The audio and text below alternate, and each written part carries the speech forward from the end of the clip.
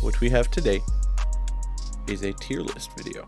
I just hit like 375 on bench earlier today.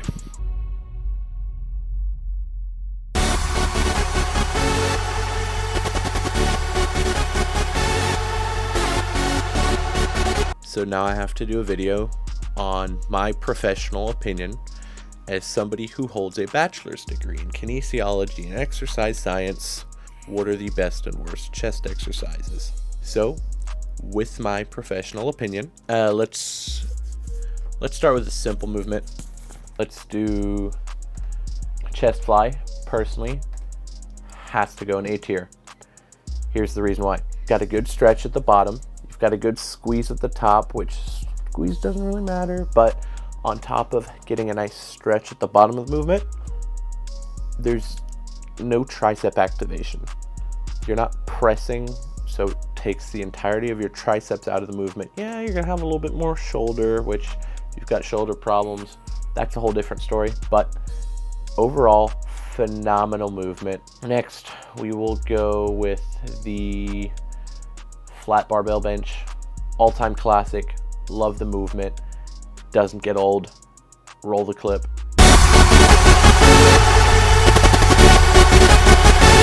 Yeah.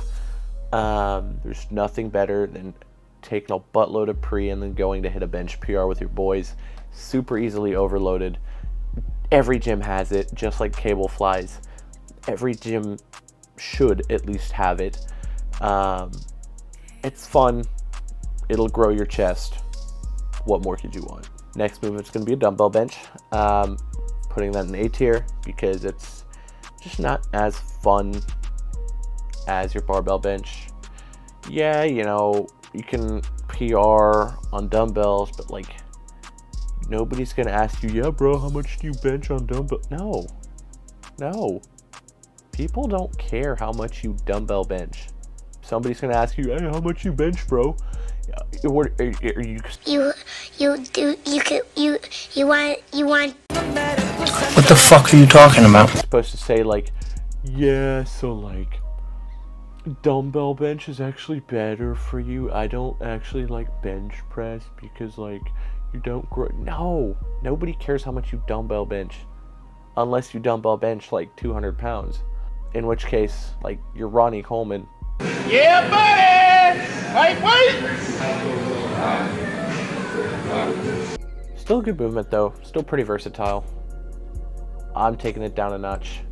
I prefer the old cable fly over the dumbbell. Personal preference, and that's why I will have to make the little distinction here. Next movement in B tier, chest machines in general as a whole. I think, and this will include Smith machines, really great options. However, not all Smith machines and not all machines are made the same. So a machine that might be S tier at one gym, you're going to go use a chest machine from a different manufacturer at another gym, and you're just going to be like, dude, this is garbage, this sucks, I hate it. And so that's why B tier, because you've got your S tier flat chest presses and then you've got your F tier flat chest presses. They just don't feel good. It's more of a tricep movement than anything, and they're garbage simply because of how that is. Just leave it in B tier. Boom. Dumbbell flies, gotta go D tier. Really not that good of a movement. If you don't have cables, guess you gotta do dumbbells. But if you have cables, don't do dumbbells. They just put a weird tension on your labrums and rotator cuff, and just like, the resistance curve is just weird. I don't like it, like, at all. And so that's why I've got it in D tier personally. F tier, dumbbell pullovers. They don't even train your chest, bro. Like,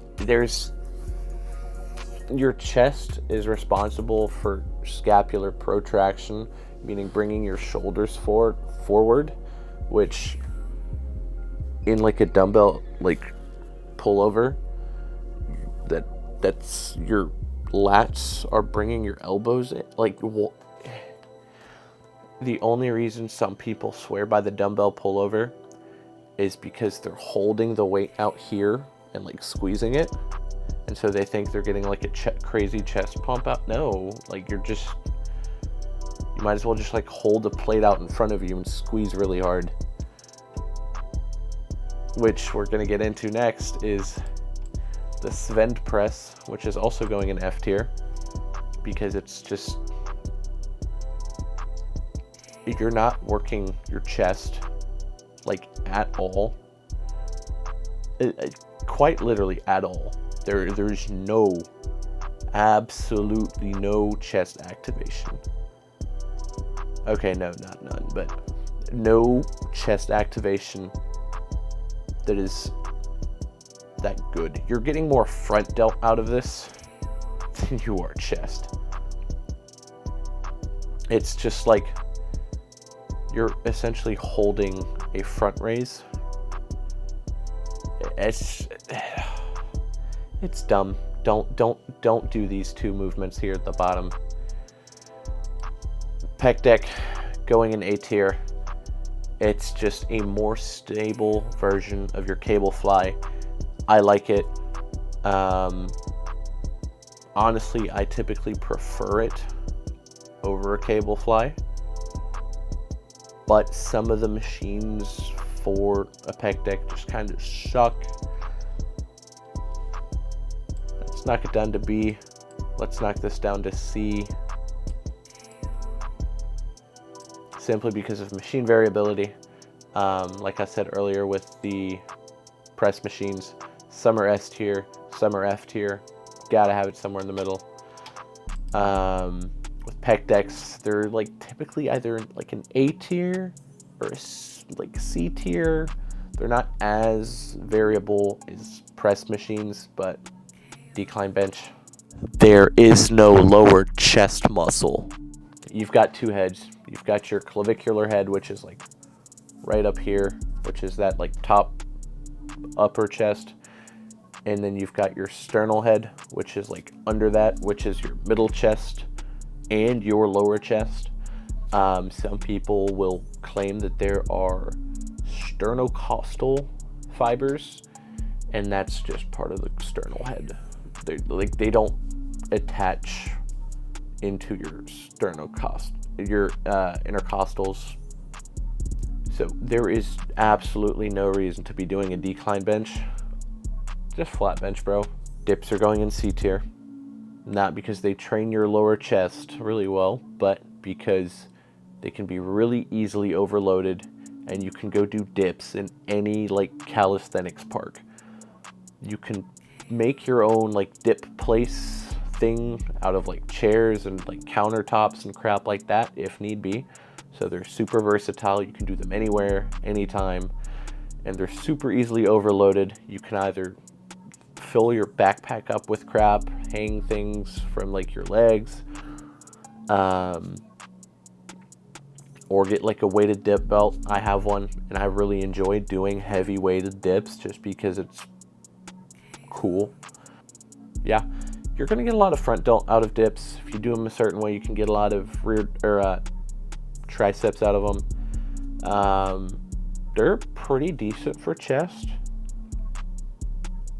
I think they're fun, and I think that's one of the justifications for putting them up a little bit higher, and putting them in C tier as opposed to B tier.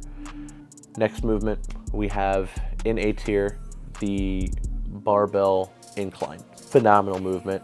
A lot of gyms, if not all, almost all gyms have an incline barbell like rack, and if they don't, you throw an adjustable bench into a squat rack, call it a day. Great pump, great lift, super easy to progressive overload because you don't have variations in certain Smith machines or certain whatnot. Last but not least, incline dumbbell, S tier. Oh wow, that's even. That's like very even. Nice. Incline dumbbell in the S tier. It's just a barbell incline with more stretch, more mechanical tension, And it's just, listen, bro, when you've got hundreds sitting there on your knees and you go, whoo, whoo, it just, ooh, I love it. I love it. That's pretty much it for the cheer. Yeah, that's pretty much it for the tier list. Yeah. Shebang.